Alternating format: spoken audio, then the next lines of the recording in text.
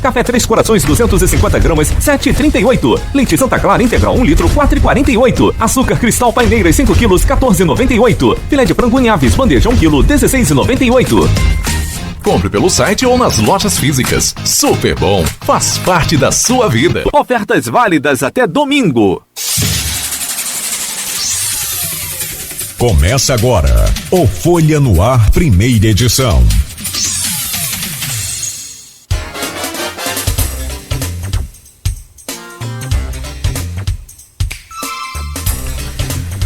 Sexta-feira, 7 de outubro de 2022. Começa agora pela Folha FM 98,3. Mais um Folha no Ar, ao vivo, também pelo Face, pelo YouTube e pelo Instagram. Depois da volta do simpático horário eleitoral gratuito obrigatório, tem que destacar sempre. Estamos com o nosso programa e a partir de agora as principais informações. A partir de hoje, como você já ouviu, o horário eleitoral gratuito para o segundo turno está de volta. E ao final a rede anunciou, começa a propaganda agora da sua região. Mas no nosso caso, o estado do Rio de Janeiro e assim como outros estados também, o governador foi eleito ou reeleito em primeiro turno, então dispensa aí, graças a Deus, os últimos 10 minutos da propaganda eleitoral. Bom, a partir de agora então vamos às informações importantes para a gente começar esse novo dia e logo mais ao meio-dia tem de novo, né, a segunda parte do programa em grade, que é esse de 7 horas e meio-dia. Na televisão, 1 da tarde e às 20 horas e 30 minutos. Também 10 minutos para candidatos a presidente e 10 minutos para candidatos a governador, onde houver eleição para governador. Hoje, sexta-feira, nublada em Campos, segundo o Instituto Nacional de Meteorologia. A previsão traz para Campos hoje tempo parcialmente nublado. Aliás, agora está bem fechado aqui no centro. E a máxima sobe, hein? Chega a 32 graus, a mínima é de 21 graus. Neste momento, faz 23 graus aqui no centro. Agora, não há previsão de chuva para hoje. E o tempo deve ficar assim também no sábado e no domingo. Temperatura variando entre 32 de máxima e 21 de mínima no final de semana. Hoje um programa muito especial e não poderia ser diferente para a gente fechar a semana, sexta-feira, conversando com duas médicas sobre o Outubro Rosa, o mês de prevenção ao câncer de mama, com vários eventos que a Unimed Campos irá promover, vamos divulgá-los, eventos exclusivos às vezes para os pacientes de oncologia, né? Mas eventos também abertos à população e que aí sim deve participar, deve ficar atento, anotar aí para poder acompanhar essas informações transmitidas nesses eventos, onde essas duas médicas que estão aqui conosco hoje são convidadas pelo Brasil afora para dar palestra, para levar informação, né? Então, se a gente tem essas duas joias aqui da nossa cidade, vamos aproveitar, não é? Se outras cidades aproveitam, por que nós não? Então, fique ligado aí, o programa é só uma prévia do que vai ser o mês inteiro, e é um mês inteiro de muito trabalho, de muito esforço. E, claro, é evidente, nós, mesmo que minimamente, mas vamos estar participando de forma a levar até a população o que é e os riscos, né, de você que não se cuida com relação ao câncer de mama. Vamos conversar com a Janaína Lobo, médica oncologista clínica, atende na Unimed também, claro, e a doutora Maria Najimi, que já é sócia aqui da Folha FM, essa simpatia de pessoa, que aliás também vai estar hoje no Papo de Sexta com Marco Antônio Rodrigues. Ela é médica, mastologista e vem para bater um papo com a gente. Na verdade, vem para colaborar com todos nós e principalmente com você, mulher, que precisa se cuidar. A partir de que idade, até como que surge o câncer. Então vamos falar de todos os detalhes já, né? Esse que é um dos mais perigosos, câncer contra a mulher. Eu estava vendo a pesquisa, a gente vai abrir o programa com alguns dados aí, e realmente a situação é muito perigosa a partir de quando você não se cuida. Meninas, me dê só um minuto para a gente começar. Deixa eu trazer aqui as manchetes do portal folha1.com.br e já a gente conversa então. No oferecimento de Proteus, serviços de saúde e medicina ocupacional, qualidade certificada ISO 9001-2015, Unimed Campos, cuidar de você, esse é o plano. Laboratórios Plínio Bacelar e Plínio Bacelar Vacina, com apoio de Green Energia Solar. No portal folha1.com.br de hoje, idoso é espancado até a morte no terminal rodoviário de Itaocara. Corpo de Bombeiros e PM foram acionados por pessoas que passavam pelo local e acreditavam que o idoso teria passado mal. Rodrigo Bacelar de volta à Secretaria Estadual de Governo. Nomeação será publicada hoje.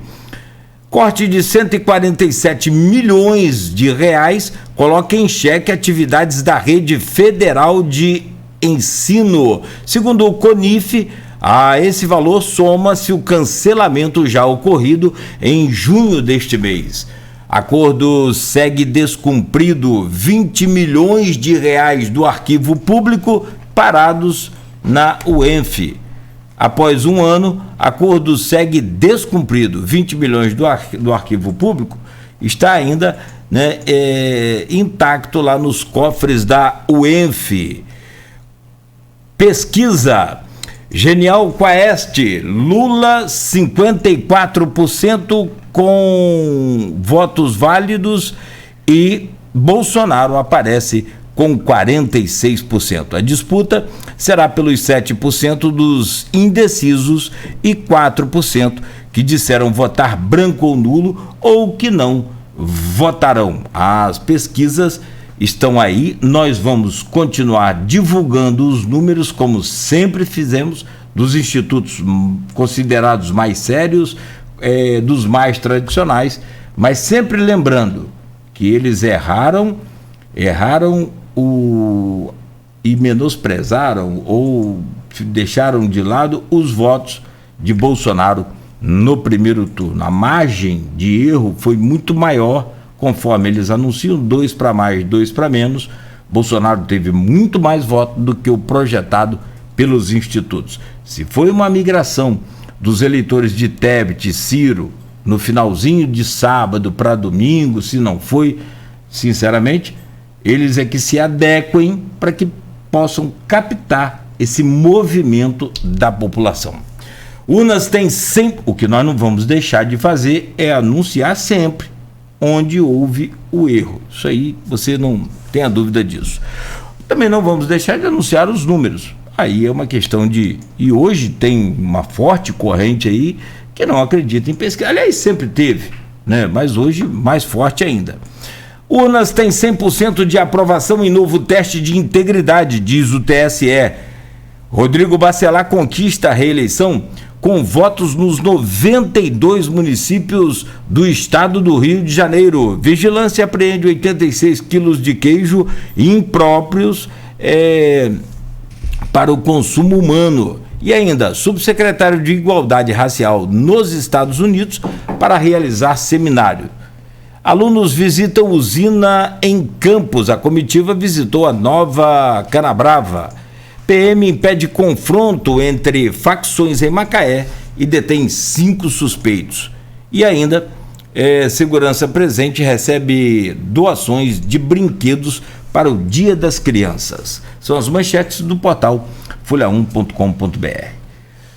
Para começar nosso programa de hoje com a parte das entrevistas, deixa eu só trazer aqui alguns detalhes. O câncer de mama é o tipo que mais acomete as mulheres em todo o mundo, tanto em países em desenvolvimento, e acredite, quanto nos países desenvolvidos também. Cerca de 2,3 milhões de casos foram estimados para o ano de 2020 em todo o mundo, o que representa cerca de 24 1,5% de todos os tipos de neoplasia, que o câncer de mama é uma neoplasia, né? É uma neoplasia diagnosticada nas mulheres. Ou seja, 1/4 de todos os cânceres que existem é o de mama, 25%. É muito forte, muito alto. As taxas de incidência variam entre as diferentes regiões do planeta, mas com maiores taxas nos países desenvolvidos. Você imagina que é justamente ao contrário, né? Para o Brasil, foram projetados aí, estimados, 66.289 casos de câncer no ano de 2021. Esse é o câncer de mama, tá? Com um risco estimado em 61,61 casos a cada 100 mil mulheres. Ou seja, a cada 10, 6 pode ter o câncer de mama. Trazendo assim para uma conta mais acessível, para não ficar tipo Ciro Gomes, fazendo aquelas contas dele lá. O câncer de mama também ocupa a primeira posição em mortalidade por câncer entre as mulheres no Brasil, com a taxa de mortalidade ajustada por idade para a população mundial. Em 2019, foi um dado que eu peguei aqui do INCA, 14,23% para cada 100 mil. Ou seja, a cada 100 mil mulheres, 14 podem morrer por conta do câncer. 14 mil, né? Perdão, 14 mil podem morrer por conta do câncer. E aqui no Brasil, a incidência está maior no sul e sudeste. É o contrário do que a gente pensa. O câncer tem 95% de chance de cura se é diagnosticado correta e precocemente. E para isso, temos aqui duas especialistas requisitadíssimas aqui na cidade e com um conceito excelente, altíssimo. Fui pesquisar no Google, lá aparece logo o nome das duas. Parabéns pelo trabalho de vocês. Antes de mais nada, deixa eu começar pela ordem alfabética. Janaína Lobo, médica oncologista, clínica e atende também na Unimed. Janaína, obrigado pela presença mais uma vez, doutora, seja bem-vinda.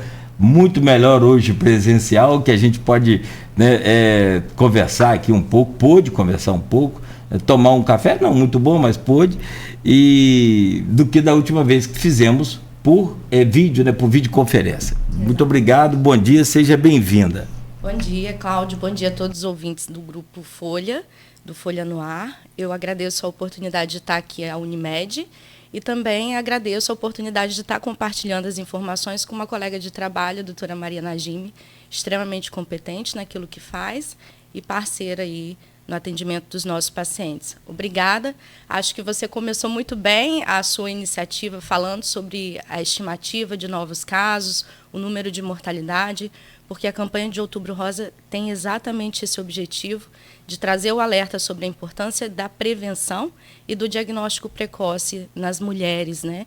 Em especial na população alvo de maior risco de desenvolvimento da doença. Então, a gente está aqui exatamente para debater sobre esse assunto e trazer as novidades que a Unimed tem para as pacientes, visto que a gente tem um serviço novo de atendimento para oncologia para os pacientes da Unimed Campus e todos, né, conveniados pela Unimed e que vem fazendo uma diferença ao longo desses 1 ano e meio de serviço. Tá joia? Obrigada. Nós que agradecemos, né? Muito obrigado. Doutora Maria Najimi, médica mastologista, bom dia, seja bem-vinda. É um prazer enorme recebê-la aqui. Eu estava falando que eu fico com o ciúme de Marco Antônio, mas é brincadeira, claro, é evidente. Então, sexta-feira ele manda para mim: Nogueira, vamos fazer o papo de sexta aí com a doutora Maria Najimi. Eu falei: que ótimo, que bom. Bom para a rádio, que dá audiência, e bom, evidentemente, para os ouvintes que ganham aí, né, na qualidade da informação, que a informação com qualidade é muito superior. Muito obrigado por tudo que a senhora faz pela gente, que a senhora nada, que você faz pela gente aqui, doutora. Seja bem-vinda, né, ao nosso Folha no Ar. Bom dia, obrigada pelo convite, é sempre um prazer estar aqui com vocês. Eu vou estar agora à noite também no Papo de Sexta, que é sempre um prazer também, o Marco Antônio sempre muito carinhoso. E é interessante trazer, né, informação, vocês sempre na vanguarda disso, né, trazendo informação e trazendo sempre os especialistas, que a gente está no dia a dia com isso, e é importante trazer coisas bem acessíveis, né? Perguntas e respostas, coisas bem ao alcance do público. Obrigada aí pelo convite. Muito obrigado pela presença. Olha, a gente não combina nada aqui para poder o programa ficar dinâmico, né? Senão perde a graça, né? Aquela coisa assim, mecanizada. Fala você. A gente vai combinando ao vivo. Eu vou fazer uma pergunta, as duas podem ficar à vontade para responder, a gente só coloca na ordem para poder ficar mais organizado. Mas assim, antes de começar a falar sobre o câncer, eu tenho uma curiosidade. E você pesquisar em Google, você sabe de tudo no Google, então você não precisa de médico, precisa de radialista, precisa de mecânico, não precisa de ninguém mais. Você vai lá no Google e tentar, você vai lá. Mas na prática a coisa não é assim. Mas eu tenho uma curiosidade e eu gostaria de ouvir de uma mastologista. Mastologista cuida só da parte do corpo, do seio da mulher, ou tem outras partes, ou tem outros outro tipo de patologia ali relacionada à mulher que ela cuida também? Me explica essa área aí, por favor, doutora. É uma pergunta comum, a paciente chega, mas a senhora só vê a mama? Eu falo assim, já é coisa beça. Vamos lá. Boa. Tem porque no final das contas, como mastologista, nós somos praticamente o administrador do tratamento do paciente, né? Eu brinco, nós somos o posto Ipiranga. O paciente está com dificuldade, procura o mastologista. Ah, mas será que é para fazer isso ou aquilo? É a mastologia, a gente que tecnicamente coordena esse tratamento. A gente trata, no caso, de todas as patologias benignas, ou seja, paciente com dor na mama, paciente com qualquer tipo de alteração. Ainda tem toda a questão de imagem, eu particularmente faço a parte de imagem também, eu tenho título de mamografia, faço as reconstruções, faço as biópsias, procedimento invasivo, faço as cirurgias, então é bastante coisa, não é só a mama, na verdade é tudo relacionado à mama. Não, mas é uma queixa comum, e antigamente tinha-se muito atrelado a mastologia, a ginecologia, e eu no caso não sou nem ginecologista. Eu sou cirurgiã geral e fiz mastologia no INCA e tudo mais. E hoje em dia, todo mundo, e os ginecologistas, a maioria deles pelo menos, não se sente mais confortável em estar fazendo esse acompanhamento da mama, porque tudo que eu aprendi na residência, por exemplo, em 2009, 2010, que eu estava saindo, eu tive que reaprender tudo de novo, porque já mudou.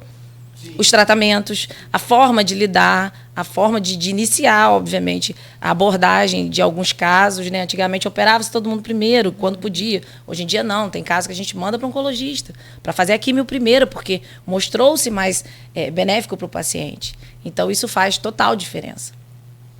Muito obrigado, porque sinceramente a gente fica nessa dúvida e eu vou retirar o só, tá? Desculpa, porque até a doutora Najim, doutora Janaína havia dito, é muita informação que a gente tem num exame só, e ali a gente consegue, quer dizer, agora você ainda fala de mais outras funções que você faz, além da mastologia, ainda é cirurgiã.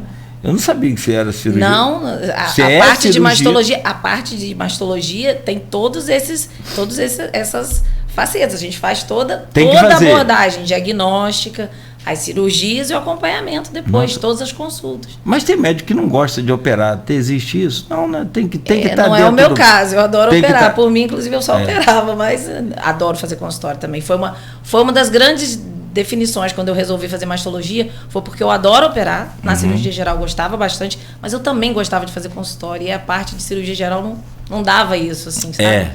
Não dava, aí você tem que ficar... E a parte de mama realmente é assim, um apanhado de tudo isso, eu curti por conta disso. Ah, legal.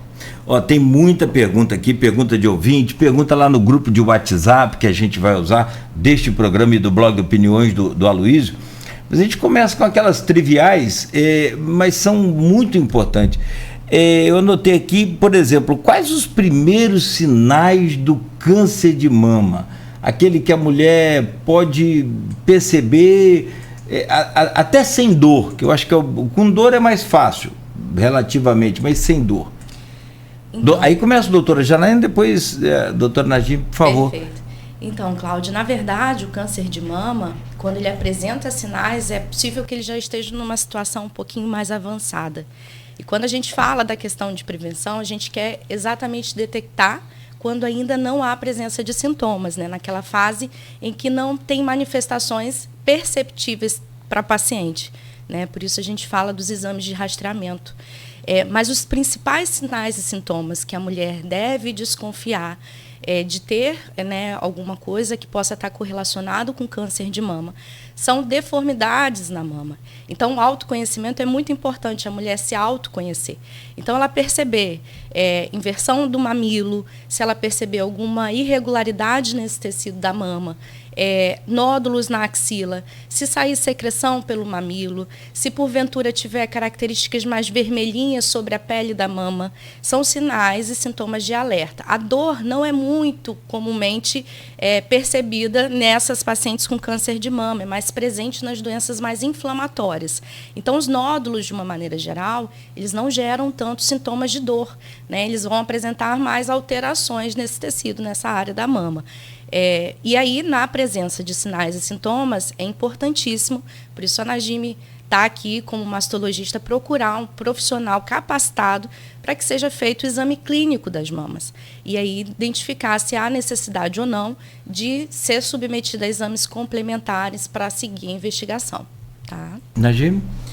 Pois é, essa fase aí dos sintomas é o que a gente exatamente não quer pegar, né? A gente quer pegar aquele caso inicial e esses números tão alarmantes que você citou no começo do programa, na verdade, a única estratégia que a gente tem para pegar o câncer do tamanho que a gente tem, 98,9% de chance de cura, é quando ele não está palpável. Então, a partir do momento que ele está palpável, a gente já perdeu um tempo precioso para resolver a vida dessa paciente. Então, hoje em dia a gente pega lesões pré-cancerígenas, ou seja, não chegou nem a virar um câncer. A gente está se antecipando ao problema. Então, a mamografia, apesar de ser um exame que muitas mulheres reclamam, mas aí tem algumas estratégias, tá, gente? Para não doer quando faz mamografia, a gente pode estar dando essa dica também.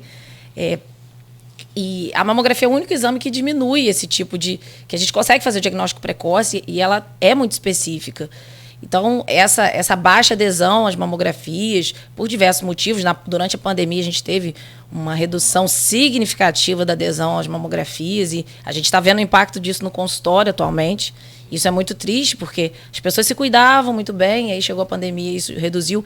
E a gente vai estar vendo agora essa onda, essa tsunami de casos avançados ou casos que a gente poderia ter se antecipado nos anos anteriores, né? Devido à pandemia, isso não foi possível.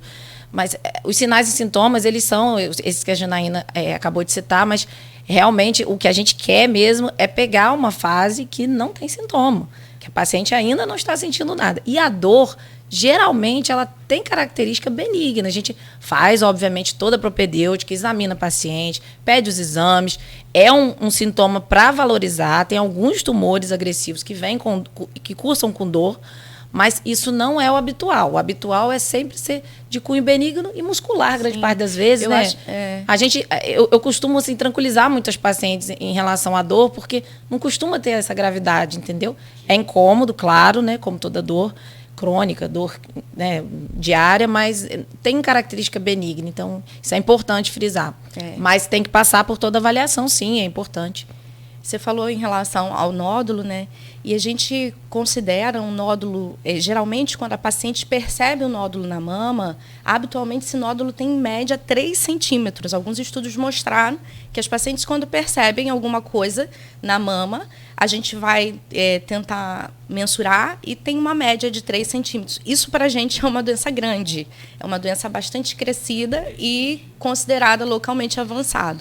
Então, muitas das vezes, os pacientes vão ser submetidos a mais tratamentos para que tenha maior chance de cura. Então, quanto mais precoce a gente identificar a lesão, mais chance de cura, 95% de chance, até mais, de ser curada. E, especificamente também, em relação ao tratamento, da gente diminuir a intensidade dos tratamentos. Então, isso também é positivo para a paciente, né? Tanto aumentando a chance de cura, quanto submeter ela a menos sofrimento de tratamento. Você diz o tratamento mais agressivo, aquele... Exatamente. A gente fala politratamentos, digamos assim, às vezes uma mastectomia, às vezes muitas quimioterapias, às vezes radioterapia associada e não é esse, a mais. Porque, na verdade, quando a gente fala a gente não gosta nem de falar o nome, né? As pessoas, então, mais antigas, né? Você fala, ele tá com aquela doença. Difícil até coletar a história familiar dos pacientes, porque as pessoas antigamente não falavam que estavam com câncer. Falavam que tinha batido. De vez em quando eu recebo uma que fala, não, minha avó teve um problema na mama, ela teve uma pancada e aí ficou com uma ferida a vida inteira. Eu falei assim, isso não foi pancada. Então, a gente até anota, né, o histórico e tudo mais, porque tinha-se uma dificuldade muito grande em relação a isso. Sim, e eu acho que o objetivo de divulgar a informação do Outubro Rosa, dessas campanhas e aberturas em canais de comunicação, é exatamente diminuir o medo, o receio, quebrar o tabu, né? Mostrar para os pacientes que se cuidar é o que está na moda, é mais moderno, né? Deixar para lá acaba trazendo mais prejuízo para si. Então, a gente quer exatamente quebrar. Todo mundo, antigamente, quando pensava em câncer, tinha aquela sombrinha negra. Ah, meu Deus. Hoje não. Hoje a gente já mudou um pouco esse contexto. Graças aos avanços nas pesquisas, a gente tem permitido as pacientes serem tratadas de maneira muito... assim, mais características de acordo com a doença, porque a doença é heterogênea, tem comportamentos diferentes entre elas. O câncer de mama não é igual de uma pessoa para outra. Então, hoje, quanto mais a gente tem de possibilidade de tratamento mais específico, quanto mais a gente conhece a doença e quanto mais a gente divulga o diagnóstico precoce, maior a chance de quebrar esse tabu, esse mito de que o câncer ele remete totalmente a essa condição de morte. É ainda uma doença que mata muito, mas pode ser reduzido e a gente quer que reduza esse número, essa incidência ao longo do tempo. É muita informação importante. Najime, agora começando por você, existe alguma estimativa, alguma pesquisa? Porque cada ser humano é um ser humano, né? Se machuca, cura no outro dia, o outro leva uma semana, depende de uma série de fatores.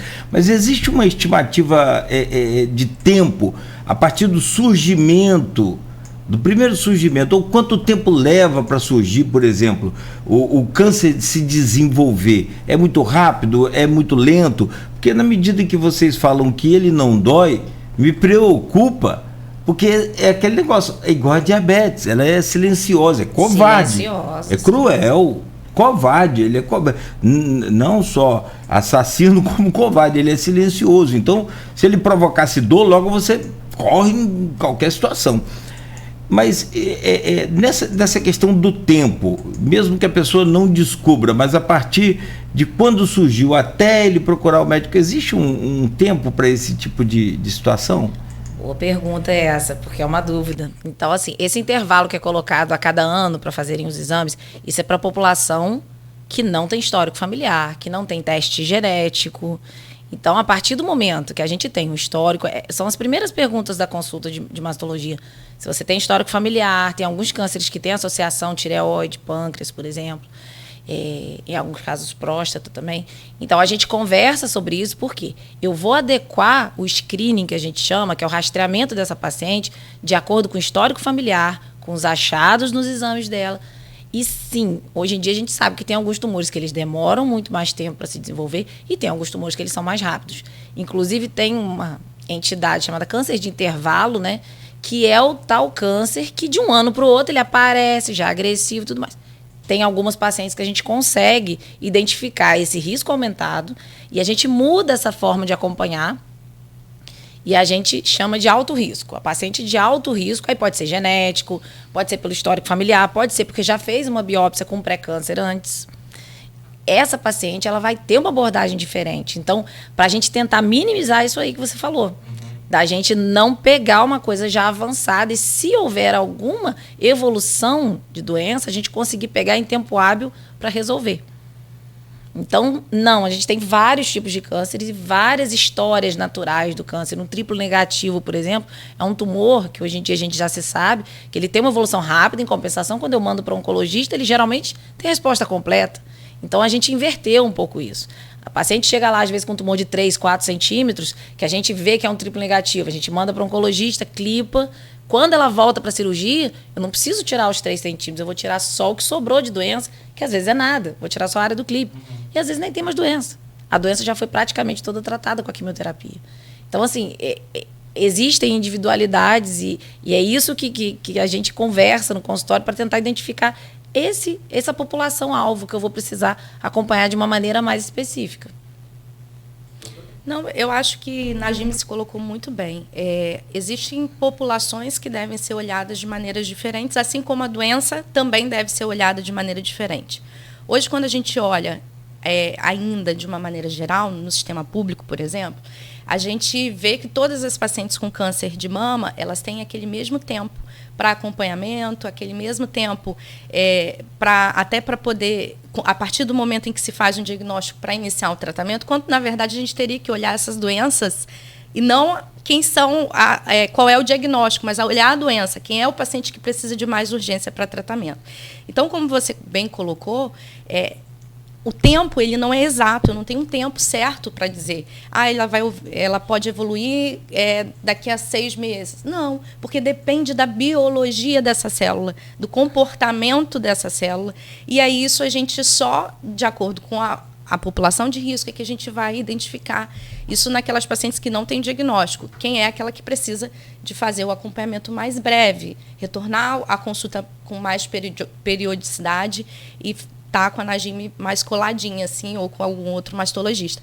A gente tem que considerar também que, a partir do diagnóstico, o quanto antes essa paciente ela deve procurar o atendimento do paciente oncológico é multidisciplinar. Então, o profissional mastologista, o profissional oncologista, para que a gente trace a melhor estratégia de tratamento para essa paciente mais breve possível.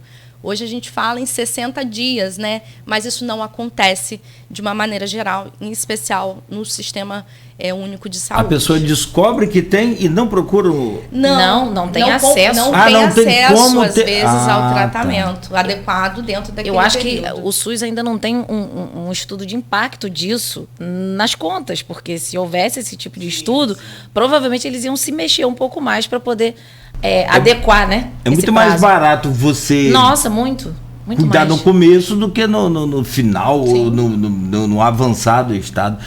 Tem uma outra coisa também, idade. Porque para o homem a próstata precisa ser examinada ou é indicada a partir dos 40. A coisa vai evoluindo e a gente tem que tentar acompanhar isso. Mas assim, a partir dos 40 anos é uma idade ideal para que o homem passe a acompanhar de perto essa coisa, mas pode ser antes também. Não quer dizer que eu seja obrigado ou que eu seja proibido de fazer antes. A gente pode procurar a qualquer momento. No caso do câncer de mama, a partir de qual idade que é indicado um risco maior? E aí que se vale lembrar aqui que é importante.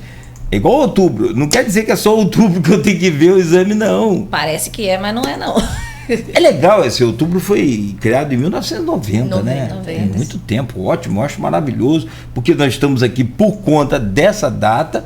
Mas assim, existem demandas o ano inteiro, a gente já falou de outras vezes, mas assim, é isso que eu quero saber. Existe uma regra de idade, uma proibição? Vamos deixar claro falar isso. A gente estava até discutindo antes de entrar aqui ao vivo, a gente estava conversando sobre isso. Eu não ouvi essa parte. Realmente você tinha ido buscar o cafezinho. Mas o Ministério da Saúde hoje recomenda mamografia para aquela população assintomática, ou seja, mulheres que não têm sintomas. A população alvo de rastreio para que a gente descubra essa doença de forma precoce é a partir dos 50 anos até os 69 anos, a cada 2 anos. Entretanto, isso é muito, na verdade, divergente do que a sociedade americana fala, do que os guidelines falam, e a gente acaba impactando muitas vezes na população abaixo dos 50 anos, porque o câncer de mama, ele é mais incidente nas mulheres com mais de 50 anos. Entretanto, a gente tem observado cada vez mais, eu não sei se é o perfil de atendimento, mas de uma maneira geral eu vejo mulheres mais jovens dentro do meu consultório em tratamento de câncer.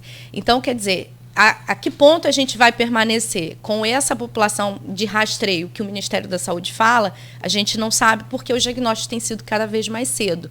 Mas eu também considero o seguinte fator, quando a gente critica também essa abordagem que o Ministério julga como essencial, que a gente não conseguiu atingir a meta mínima de rastreio nessa população a cada 2 anos. Então, se a gente amplia também a nossa população-alvo, é que essa meta vai ser cada vez mais distante ainda, né? E aí eu acho que a Najime pode falar a opinião dela, que eu acho que é a mesma que a minha, da gente começar o rastreio de forma mais precoce, a partir dos 40 anos, mas, entretanto, quando a gente fala, né, para uma população ampla, a gente considerar aquilo que o Ministério da Saúde fala é muito importante, 50 a 69 anos, a cada 2 anos, é o que se diz. Mas a Najime pode dar o contraponto e eu acho isso muito importante. Eu acho sensacional. Em termos de medicina pública, né, que a gente sabe que não é cientificamente o ideal, é o que se tem para hoje, com a verba que se tem hoje, da forma como a gente consegue fazer hoje. Não existe falta de mamógrafos no país, mamógrafos. Existe falta de adesão à mamografia. E isso, existem estudos para isso. Infelizmente, o único exame que tem esse tipo de impacto, assim como no câncer de colo uterino, a vacina de HPV e o preventivo, o único exame que tem impacto é a mamografia. Claro que em casos selecionados, a paciente com sintoma, a gente vai fazer independente da idade dela. Então, assim, se a paciente está sentindo alguma coisa, a gente sai totalmente desse momento de rastreamento. Então, a gente esquece todos esses números acima de 50, acima de 40. Se a paciente tem sintomas, a gente vai pedir os exames necessários. Mas para paciente que não tem sintoma, a princípio seria 40 anos. Lembrar que a idade inicial, né? E eu até brinquei com a Janaína que, apesar de ser medicina pública, mesmo no sistema público, eu peço acima dos 40 anos, deixo o gestor vir brigar comigo, mas eu vou continuar pedindo, de acordo com os guidelines internacionais e as nossas sociedades, é o que é preconizado. Então, e lembrar que as pacientes que têm histórico familiar, ou a gente faz lá uma continha de alto risco, a gente deve fazer 10 anos antes do caso mais novo na família. Então, se a paciente tem histórico na família, muda-se totalmente a forma de abordagem dessa paciente e a gente passa a fazer 10 anos antes do caso mais novo. É o que a gente tem, pelo menos, até o presente momento. Mas eu continuo pedindo, com 40 anos, e aí o gestor, se brigar comigo, eu justifico lá com ele. A Sociedade Brasileira de Oncologia Clínica, ela colocou uma nota há pouco tempo atrás, e isso provavelmente hoje deve ser muito diferente, porque a pandemia impactou muito na adesão à mamografia. Estava todo mundo com medo de outra doença, uma doença totalmente desconhecida, e acabou que, né, todos os exames de rastreio, né, nem de prevenção, porque a mamografia não previne, mas de rastreio, não estavam sendo realizados. Mas ela emitiu uma nota que o ideal é que essa população-alvo que a gente tem, no mundo inteiro, a meta para que seja assim, o ideal da campanha é que 70% das pessoas sejam submetidas nessa população-alvo a esse exame. No entanto, no Brasil, 35% das pessoas são. Então, a gente não chega nem próximo da meta nessa população-alvo que o Ministério da Saúde recomenda. Então, realmente, é um desafio muito grande. Quando a gente fala sobre as nossas opiniões, aquilo que é ditado nos guidelines ou aquilo que o Ministério da Saúde recomenda, existe essa divergência, mas é importante a gente frisar. A doença ela não é para pessoas acima dos 50 anos apenas. A gente vê pessoas mais jovens, cada vez pessoas mais jovens com a doença. Inclusive, aqui no Brasil, foi feito um estudo, até de um grupo de conhecidos e tudo mais, um estudo de bastante impacto, que mostra que os tumores aqui no Brasil têm uma tendência a serem mais precoces, em idades, inclusive abaixo de 40 anos, com um prognóstico pior. Então, na verdade, se a gente pensar em termos de saúde pública, isso é péssimo, porque impacta na sobrevida dessas pacientes que são economicamente ativas, que estão no mercado de trabalho, entre outras coisas, e a gente simplesmente está deixando elas de fora desse momento de rastreamento. E ainda, obviamente, vai se traçar uma conduta, e tem-se várias perguntas. Isso foi só um compilado de resultados, mas abaixo de 40 anos a gente tem um pior prognóstico dessas pacientes, então qualquer alteração precisa ter acesso, que eu acho que o que falta, talvez, é acesso dessa paciente a partir do momento que ela sente alguma coisa. O rastreamento em si, ok, eu entendo que tem regras e elas precisam ser seguidas, mas a partir do momento que ela sente alguma coisa, essa acessibilidade ao serviço, eu acho que o que peca um pouco seria isso. Não é boa essa notícia de que no Brasil tem essa característica de ser mais precoce, mais cedo, né? Porque está todo mundo... Porque a vacinação, por exemplo, quando acontece nas campanhas nacionais, não que todos não possam tomar determinada vacina, é que o governo só aplica naquela faixa etária para diminuir custos. A vacina de gripe começa sempre com a idade mais avançada, depois, se sobrar, vai, né, beneficiar. Então, assim, a gente tem que ter esses cuidados e ter, porque a gente conversava sobre acesso à informação, né? Informação é tudo. Quem tem informação, quem tem conhecimento, tem poder. Você tem um poder até de se curar, se livrar. O melhor que se curar é se livrar de um câncer de mama. Tem muita pergunta sobre o câncer de mama. Eu queria fazer mais uma. Dá até pena de parar aqui o bloco. Já passou a hora, muito tempo de fazer o intervalo. Mas tem mais uma que eu queria fazer e eu vou deixar uma para o próximo bloco também interessante. E tem pergunta aqui do WhatsApp também, já aqui para a gente fazer. Mas deixa eu primeiro fazer essa aqui. O que causa o câncer de mama? Estresse, cigarro, bebida. Vamos lá, vou colocar aqui alguns problemas e vocês me apontam aí se existe alguma... Tristeza. Esse é justo. A tristeza... Meu Deus do céu, você tem tanto caso de tristeza aí que, né, a gente vê hoje, por exemplo, quando inverte a ordem natural da vida, que é um pai sepultar um filho, uma mãe desespera, no Rio de Janeiro. Então, eu sinceramente eu evito até ver aqueles telejornais que todo dia tem uma criança, tem um jovem com bala perdida ou não, se era criminoso ou não. Para a mãe não tem isso, é o filho dela, né, que ela passou ali 9 meses e muitos anos sem dormir por conta dele. O que provoca e que pode provocar? E claro, a questão congênita também. O que é o maior índice, e se é que é possível elencar alguns deles? O câncer de mama ele não tem uma única causa, é uma doença multifatorial. São vários fatores que aumentam a chance de você desenvolver o câncer. Os principais fatores estão atrelados à obesidade, má alimentação, a falta de atividade física, ou seja, o sedentarismo, consumo de álcool, em especial moderado ou em excesso, né? Existem fatores também comportamentais, ambientais, hormonais, são N fatores que a gente pode ressaltar, mas como vocês comentaram sobre a tristeza em si, ela não é causadora de câncer. Só que uma pessoa mais triste, mais depressiva, ela é mais inativa, se alimenta mal, às vezes dorme mal, ela tem, habitualmente não faz prática de atividade física regular, que é um dos principais fatores para a prevenção do câncer de mama, em especial, e de outras doenças cardiovasculares. Então, essa pessoa acaba tendo maior risco por esses outros fatores para desenvolver o câncer, não necessariamente porque ela é triste, tá? Ou porque ela está em depressão, mas porque ela tem esses hábitos, né, que deveriam ser ideais, né, mais em baixa.